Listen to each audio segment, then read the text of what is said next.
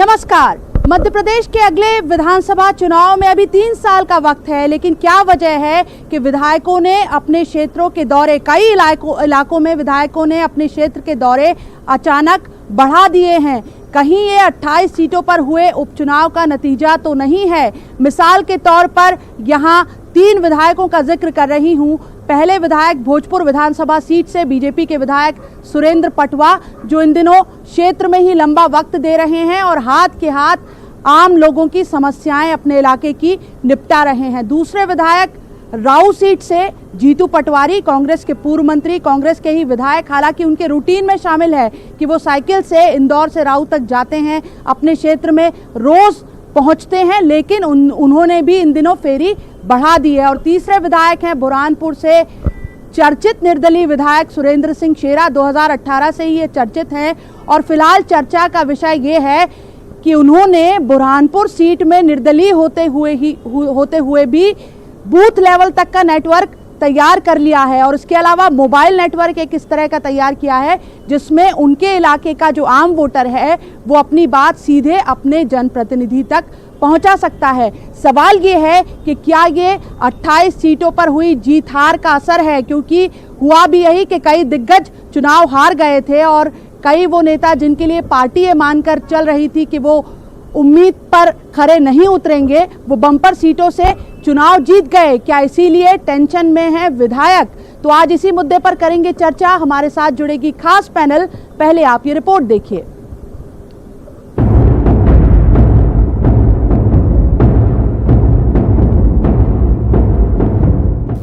अमूमन विधायकों का अपने क्षेत्र की तरफ रुख चुनाव के 1 साल पहले होता है, लेकिन इस बार अभी से विधायकों ने अपने क्षेत्र में डेरा डाल लिया है।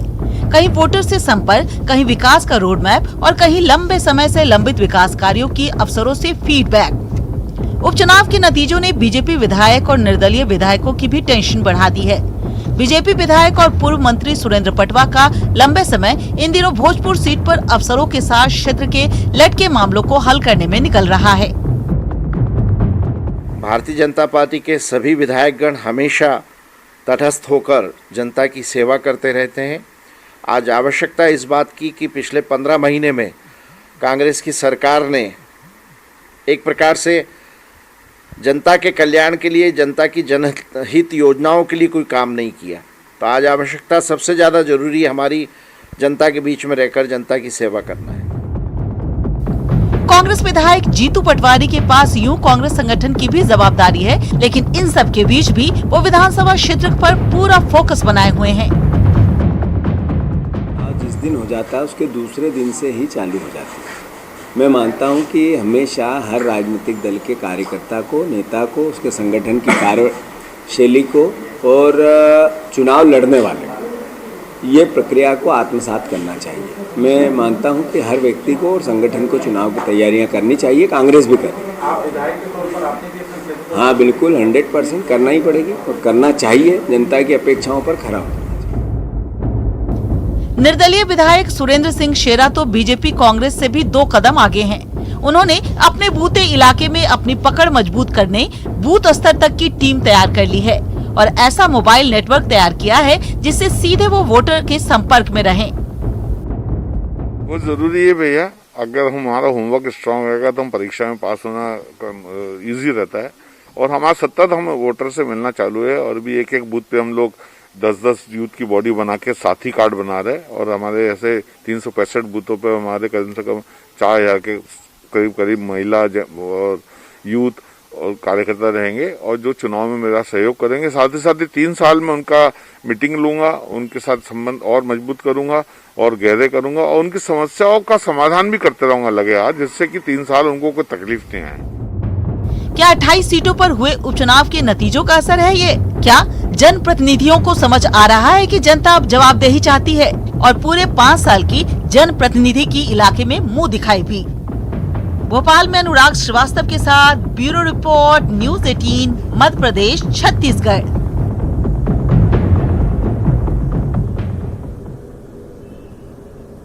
तो इस खास चर्चा में हमारे साथ जुड़े हैं 2 बेहद खास मेहमान। इंदौर से बीजेपी प्रवक्ता उमेश शर्मा जी हमारे साथ जुड़े हुए हैं और भोपाल से हमारे साथ जुड़े हैं कांग्रेस प्रवक्ता दुर्गेश शर्मा जी। आप दोनों मेहमानों का बहुत बहुत स्वागत इस चर्चा में शामिल होने के लिए। और साथ में जुड़े हैं मेरे सहयोगी अनुराग श्रीवास्तव, जिनकी ये रिपोर्ट थी। अनुराग, वोटर के लिहाज से अगर देखूं और समझूं तो ये शुभ संकेत है कि जो हम देखते थे कि साल भर पहले जो है जनप्रतिनिधि रुख करते थे अपने विधानसभा क्षेत्रों का, लेकिन इस बार ये कई इलाकों में दिखाई दे रहा है कि अभी से चुनावी तैयारी शुरू हो गई है। लेकिन क्या इसके पीछे एक बड़ी वजह 28 सीटों के जो उपचुनाव हुए और उसमें जिस तरह से नतीजे आए हैं, वो एक क्या बड़ी वजह है? देखिए, जिस तरीके से 28 विधानसभा सीटों के उपचुनाव के नतीजे आए, वो बीजेपी और कांग्रेस के साथ बहुजन समाज पार्टी और निर्दलीय उम्मीदवारों के लिए भी बेहद चौंकाने वाले थे, क्योंकि 28 सीटों पर 355 उम्मीदवारों ने अपना दाव खेला था। लेकिन जीत सिर्फ बीजेपी और कांग्रेस के खाते में आई, लेकिन वो जीत भी अप्रत्याशित थी। जहां पर कांग्रेस को लग रहा था कांटे का मुकाबला है, वहां हजारों वोटों के अंतर से कांग्रेस को हार का सामना करना पड़ा। और जो जीत सीट बीजेपी को लग रही थी कि उसके लिए जिताऊ सीट होगी, वहां पर बीजेपी को हार का सामना करना पड़ा। डबरा विधानसभा सीट एक ऐसी सीट है जहां पर सिंधिया समर्थक इमरती देवी की जीत सुनिश्चित मानी जा रही थी, लेकिन उसी सीट पर इमरती देवी को हार का सामना करना पड़ा। शिवराज मंत्रिमंडल में शामिल 3 मंत्रियों को इस बार उपचुनाव में हार का मुंह देखना पड़ा। और यही कारण है कि इस बार विधायक अब ये समझ गए हैं कि पहले 2018 का चुनाव हुआ और उसके बाद इतने जल्दी उपचुनाव के हालात हो गए, लेकिन अब 3 साल का समय बाकी है और विधायकों को अब इस बात की भी समझ आ गई है कि सिर्फ इन चुनाव के मौके पर ही वोटरों को नहीं रिझाया जा सकता। अब उनको पूरे समय अपने विधानसभा क्षेत्रों में रहना होगा, जनता के मुद्दों पर सुनवाई करना होगी, लोगों की शिकायतों का समाधान करना होगा। उसी के बूते पर वो आगामी विधानसभा का चुनाव जीत सकेंगे। और यही कारण है कि अभी से चक्रव्यूह रचने शुरू हो गए हैं, अभी से रणनीति बनना शुरू हो गई है, बूथ स्तर पर टीम का गठन करना शुरू हो गया और सबसे ज़्यादा जो लोगों की शिकायतें होती हैं उनका समाधान होना भी शुरू हो गया है। कुल मिलाकर सिर्फ विधायक के स्तर पर नहीं बल्कि राज्य सरकार के स्तर पर भी अब इसी दिशा में काम शुरू हो गया है कि उसने मिशन 2023 के लिए काम शुरू कर दिया है। मुख्यमंत्री ने आदिवासी इलाकों में और अनुसूचित जाति वर्ग के इलाकों में पहुंचकर वहां पर लोगों से सीधा संपर्क करना शुरू कर दिया है। मतलब साफ है कि अब ठीक इन चुनाव के मौके पर ही नहीं बल्कि पूरे समय विधायकों और नेताओं को अपने अपने विधानसभा क्षेत्र में प्रदेश की जनता के बीच में मुंह दिखाई करना पड़ेगी और लोगों को यह भी बताना होगा कि वो उनके लिए कितने सफल साबित हुए हैं, ताकि 2023 का जब चुनाव होगा तो जनता ये फैसला कर सके कि उनके 2018 या फिर 2020 में दिए गए वोट का कितना असर जनप्रतिनिधि पर हुआ है और वो उनके कितने काम आए हैं।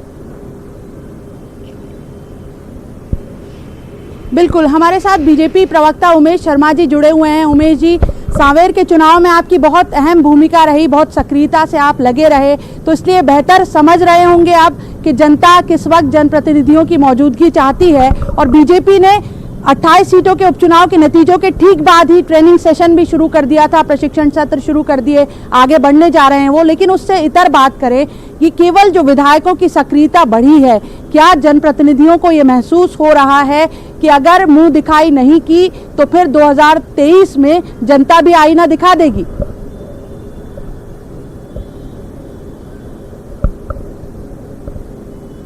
या चुना हुआ जनप्रतिनिधि होता है तो वो अपनी सरकार की कार्य संस्कृति का अनुसरण करता है। और भारतीय जनता पार्टी के नेतृत्व वाली जो शिवराज सिंह चौहान जी की सरकार है, उसकी कार्य संस्कृति इसी प्रकार की है कि सतत चलना। चरेवेती भाव से आप देख रहे होंगे कि माननीय मुख्यमंत्री शिवराज जी भी हैं, वो 24 में से 16 घंटे स्वयं प्रवास कर रहे हैं, परिश्रम कर रहे हैं, निरंतर अपनी उपस्थिति दर्ज करा रहे हैं। और उन्हीं का अनुसरण भारतीय जनता पार्टी के हमारे माननीय विधायकगण भी कर रहे हैं। और कमोबेश हमारे भारतीय जनता पार्टी के जितने विधायक साथी हैं, सभी अपनी विधानसभा क्षेत्रों में स्वाभाविक रूप से सक्रिय है।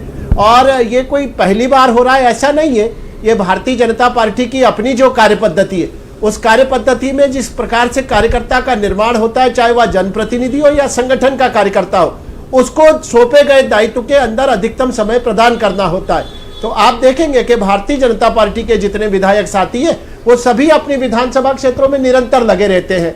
और अभी मैंने कांग्रेस पार्टी के मित्रों को भी देखा है, बहुत अच्छी बात है कि वो लोग भी अपनी विधानसभा क्षेत्र में जनता के बीच अधिकतम समय दे रहे हैं और निश्चित रूप से इसमें जो सबसे ज्यादा लाभ प्राप्त होगा वो उस विधानसभा क्षेत्र के मतदाता को होगा। शहरी क्षेत्र के विधानसभाओं को छोड़ दिया जाए, वो छोटी होती है भौगोलिक दृष्टि से, पर जो ग्रामीण क्षेत्र की और विशेष करके वनवासी क्षेत्रों की विधानसभाएं होती है, उन विधानसभा क्षेत्रों का जो भौगोलिक स्वरूप होता है वो बहुत जटिल होता है, विकट होता है और विस्तृत भी होता है। तो ऐसे समय में एक विधायक के लिए बड़ा मुश्किल होता है कि वो कांग्रेस प्रवक्ता दुर्गेश शर्मा जी जुड़े हुए हैं। दुर्गेश जी, हालांकि उमेश शर्मा जी से जो मेरा सवाल था जवाब पूरी पार्टी के संदर्भ के साथ आया, लेकिन मेरा आपसे सवाल ये, जीतू पटवारी जैसे बहुत मजबूत नेता माने जाते हैं आपकी पार्टी के, उन्होंने भी सक्रियता अपने क्षेत्र में लगातार बढ़ा दी है। कहीं ना कहीं 28 सीटों के जो नतीजे आए जो हैरत अंगेज करने वाले थे, पार्टी को जहां उम्मीद नहीं थी, चाहे कांग्रेस हो या बीजेपी, वहां उम्मीद से उलट नतीजे हुए। डबरा सीट की मिसाल सामने है।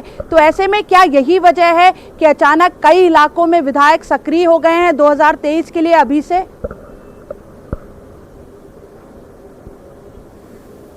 शेफाली जी, जो ये चुनाव का रिजल्ट है मध्य प्रदेश में, या जो अभी सत्ता परिवर्तन हुआ है, वो मध्य प्रदेश के अंदर राजनीतिक परिस्थितियों को अस्थिर कर चुका है।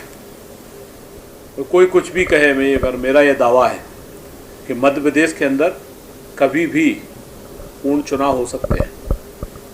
तो सबको, साथी कार्यकर्ताओं को, नेताओं को तैयार रहना चाहिए, क्योंकि षड्यंत्र की हांडी ज़्यादा लंबी नहीं चलती। निश्चित किसी न किसी दिन ये फूकेगी, जलेगी और टूटेगी। और दिख भी रहा है, मंत्री ना होते हुए भी, इस्तीफा देने के बाद भी मंत्री पद से हटाए नहीं पा रहे हैं इमरती देवी को। इसमें दिख रहा है कि भारतीय जनता पार्टी आज अक्षम है। नहीं, इस्तीफा दे दिया, उन्होंने भी इस्तीफा दे दिया है। दुर्गेश शर्मा जी इस्तीफा दे दिया, उन्होंने भी इस्तीफा दे दिया। पर शेफाली जी, मैं यही तो कह रहा हूँ, इस्तीफा दे दिया पर एक्सेप्ट नहीं कर पा रहे हैं, उनको मंत्री पद से हटा नहीं पाए। तो मैं यही बोल रहा हूँ कि इसमें दिखाई दे रहा है कि शिवराज सिंह चौहान अब अक्षमता के साथ में मध्य प्रदेश में सरकार चला रहे हैं।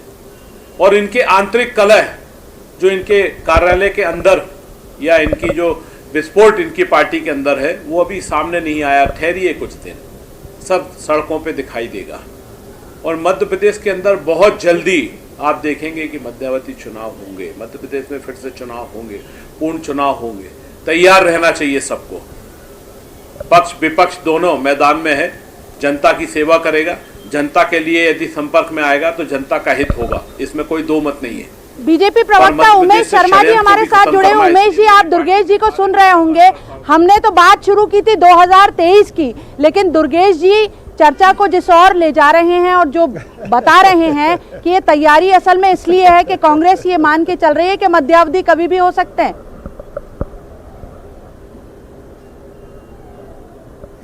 दिल को बहलाने को गालिब, ये ख्याल अच्छा है। और कांग्रेस के मित्रों के इस प्रकार के लतीफे हमको सदैव आनंद प्रदान करते हैं। भाजपा भी मैदान में, हमको तो इस प्रकार के जो लतीफे कांग्रेस के मित्र हैं, उससे भारतीय जनता पार्टी को आनंद भी प्राप्त होता है और आश्वस्ति भी प्राप्त होती है। एक पराजित सेना किस प्रकार की। उमेश जी मैं आपको रोकना चाहूंगी, अभी सीधे रुख करेंगे, हम उमरिया का रुख करेंगे, सीधे उमरिया का रुख करेंगे। यहाँ मुख्यमंत्री शिवराज सिंह चौहान पहुंचे हुए हैं, सीधे उमरिया की तस्वीरें।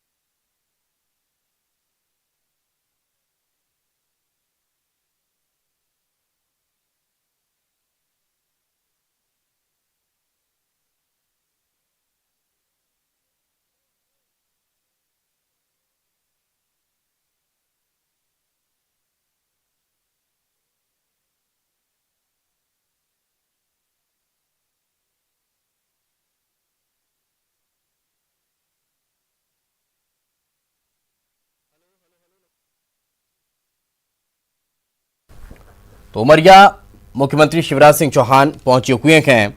आज उमरिया दौरे पर हैं सीएम। और आपको बता दें कि जिले के करकेली विकासखंड में प्रदेश के मुख्यमंत्री शिवराज सिंह चौहान जनजातीय गौरव सम्मान समारोह में शिरकत करने के लिए पहुंचे हुए हैं। कार्यक्रम में वन अधिकार अधिनियम के तहत लगभग 800 हितग्राहियों को वनाधिकार प्रमाण पत्र वितरित वे करने वाले हैं। ये दो अलग अलग तस्वीरें। पहली तस्वीर जब वे बिरसा मुंडा की प्रतिमा पर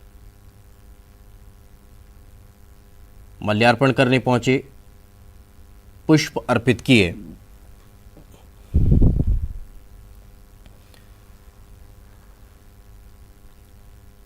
संभाग के 10 प्रतिभावान विद्यार्थियों का सम्मान आज गुना है, जिसमें साल 2020 में नीट परीक्षा में चयनित विद्यार्थी, 10वीं की परीक्षा में स्थान प्राप्त करने वाले और 12वीं की परीक्षा में स्थान प्राप्त करने वाले विद्यार्थी भी शामिल हैं। बांधवगढ़ कृषक प्रोड्यूसर कंपनी जिला उमरिया को कचरा टोला धान उपार्जन केंद्र के माध्यम से धान उपार्जन का दायित्व सौंपने संबंधी प्रमाण पत्र भी प्रदान करेंगे। प्राथमिक लघु वनोपज समिति सस्तरा द्वारा 2020 में लघु वनोपज महुआ का सर्वाधिक संग्रहण करने पर सम्मान सीएम के द्वारा किया जाएगा। तो कई ऐसे अलग अलग आयोजन हैं जिसमें सीएम इस वक्त शिरकत कर रहे हैं। तो जनजातीय गौरव सम्मान समारोह आयोजित किया जा रहा है, जिसमें शिरकत करने के लिए मुख्यमंत्री शिवराज सिंह चौहान यहां पहुंचे हुए हैं।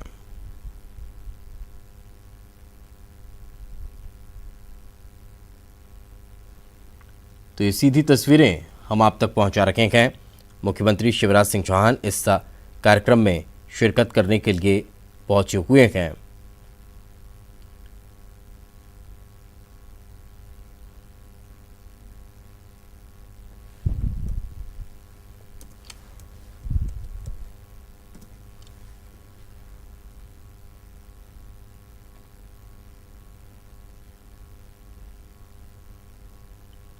और ये इस वक्त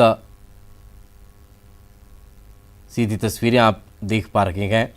मुख्यमंत्री शिवराज सिंह चौहान इस कार्यक्रम में शिरकत करते हुए नजर आ रहे हैं। जिले के करकेली विकासखंड में प्रदेश के मुखिया मुख्यमंत्री शिवराज सिंह चौहान आपको नजर आ रहे होंगे और कार्यक्रम में वे शिरकत करने के लिए पहुंचे हुए हैं। तो ये उमरिया से सीधी तस्वीरें हम आपको दिखा रखे हैं, जहां सीएम आज हितग्राहियों को सौगात देने वाले हैं।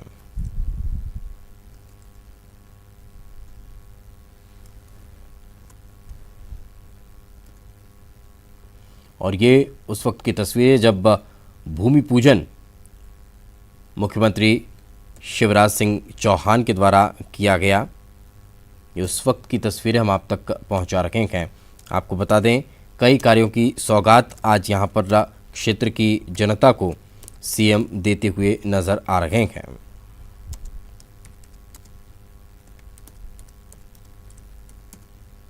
काफ़ी महत्वपूर्ण ये दौरा है सीएम शिवराज सिंह चौहान का और काफ़ी अहम ये दौरा, क्योंकि आज वनों से रोजगार के अवसर पर चर्चा करने के बाद उमरिया ज़िले के डगडौआ सीएम शिवराज सिंह चौहान पहुंचे हुए हैं, जहां पर जनजातीय गौरव दिवस कार्यक्रम में वे शिरकत कर रहे हैं और यहां पर स्थानीय निवासियों को, क्षेत्रवासियों को वे कई सौगात देने वाले हैं।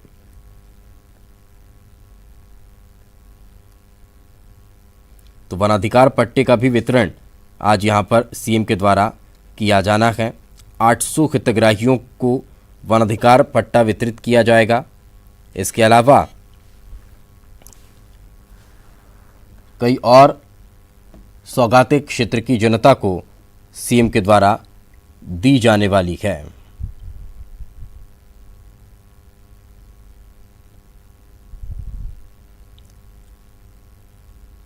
आदिवासी छात्राओं का सम्मान यहां पर सीएम करेंगे। स्व सहायता समूहों के क्रेडिट लिमिट का वितरण सीएम के द्वारा किया जाएगा। स्ट्रीट वेंडर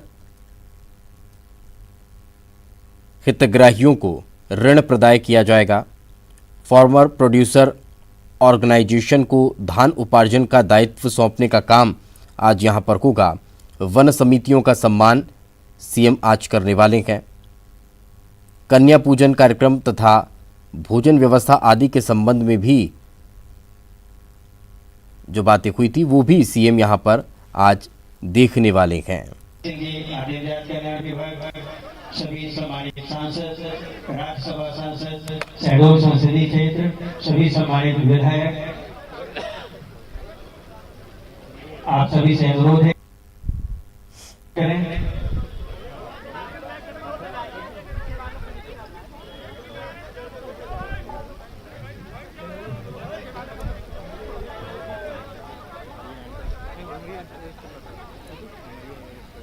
तो मंच पर इस वक्त आप मुख्यमंत्री शिवराज सिंह चौहान को देख रहे हैं।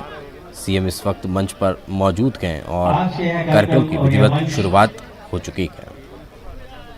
उन जनजातियों के लिए और जिस महान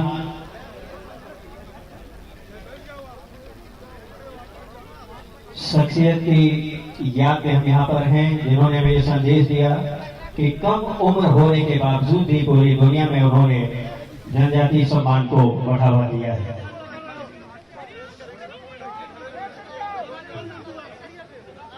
नथु कोल जी, हमारे सिक्योरिटी में जो लोग हैं प्लीज थोड़ा सा ध्यान देंगे। हमारे क्या अतिथि हैं नथु कोल जी, उन्हें प्लीज मंच पर आने देंगे।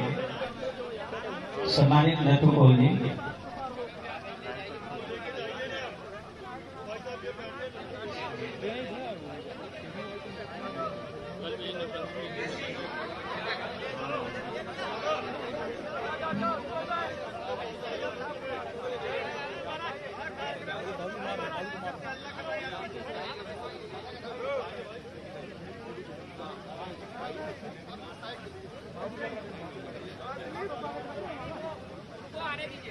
मेरे सभी सम्मानित नेतागण और मेरे बहनों और भाइयों,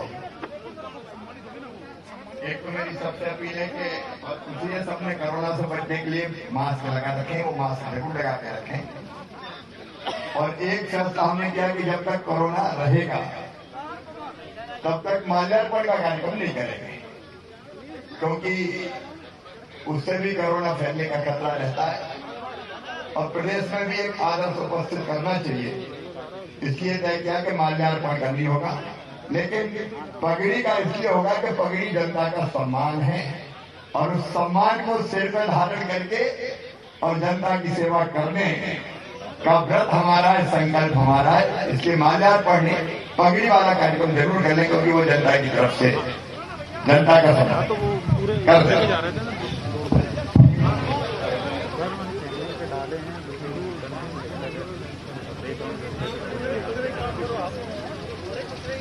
यह भूतपूर्व क्षण जो स्वागत के लिए हमारे मुख्यमंत्री महोदय के निर्देश के अनुक्रम में हमारे हमारे दोनों विधायकों के लिए जो एक माननीय मुख्यमंत्री महोदय के साथ कैबिनेट में भी हैं, आप सभी को अपनी परंपरा के अनुरूप इस जनजातीय गौरव दिवस पर पगड़ी पहनाकर परंपरागत अभिवादन हम कर रहे हैं। मैं निवेदन करूंगा सम्मानित विधायक महोदय से इस समय मध्य प्रदेश शासन के खाद्य एवं नागरिक आपूर्ति मंत्री आदरणीय विशाललाल सिंह जी का, उसके पश्चात वन मंत्री सम्मानित विजय शाह जी,